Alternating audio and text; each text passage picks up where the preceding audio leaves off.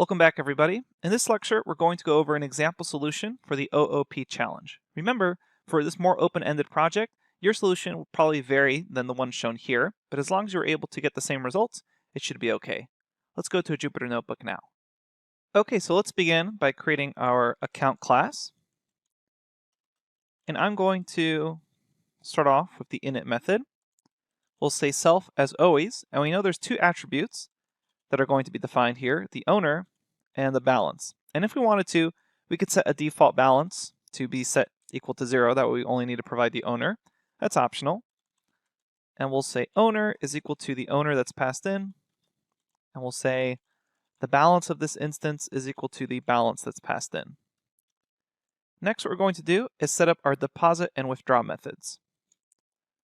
So we'll say deposit self, and we're going to need some amount to deposit. So we'll say deposit amount, or dep underscore AMT for short.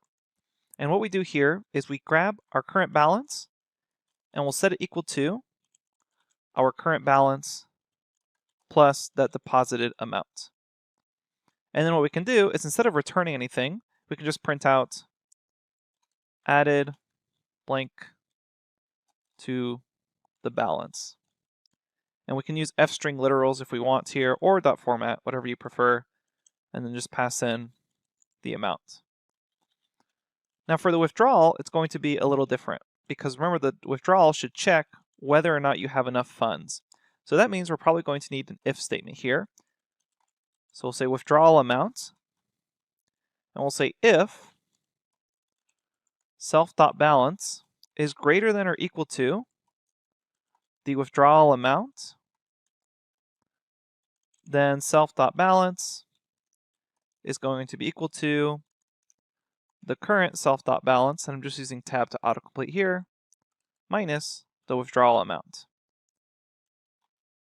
And then I'm going to print out withdrawal accepted. Else, that means that the balance is less than the withdrawal amount. I'm going to print, sorry, not enough funds. Then after all of this, I want to be able to print out my account object. So I will have the special str dunder method. It'll just take in self. And here we can decide what we're going to return. It's really up to you, but in our case, I'm going to return the owner. So we'll say owner is, curly braces, balance is, curly braces. And if we wanted a new line to be printed, as we did in the example, we could say / new line. And then you can either use dot format or string literals. If you wanted a string literal, you just put an F there and then pass in the information. So in our case, it's self.owner, and for the balance, it's self.balance. Okay, so remember, you need to return that for the string function. You don't just print it out. And let's try to create an account here and see if we get any errors. We'll say Sam is the owner, and Sam's going to have 500 as their balance. So let's check that we can grab the owner. Sam's looking good. Let's check that we can grab the balance. 500, that's looking good. Now let's see what happens when we print out A. We get owner Sam, balance 500. Let's make a deposit. So I'm going to make a $100 deposit. Added 100 to the balance. Let's print out A again, make sure that the balance has been affected. Great, now we see 600 there. Let's make a withdrawal. A withdrawal of, let's do 600 itself to empty out the account. So that worked out. We'll print A. Our current balance is 0. Now if I try to do one more withdrawal of anything, I should get an error because I have a balance of 0. Or at least I should get a print statement. Okay, sorry, not enough funds. And if I print out A, we can confirm that I have 0. All right, that's all you had to do for this project. Let's do a quick little overview.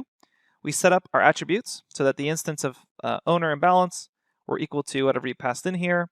We have a simple deposit method, and as a quick note, for these actions of equal to the same thing plus, what you could do as an alternative is instead of writing equals self.balance plus, is just say plus equals.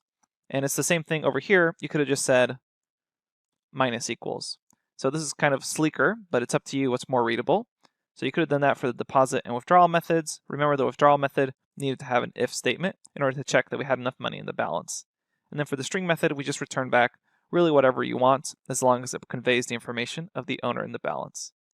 Okay, you can check out the solutions for more information, and if you have any questions, post to the Q&A forums, and we're happy to help you out there. We'll see you at the next lecture.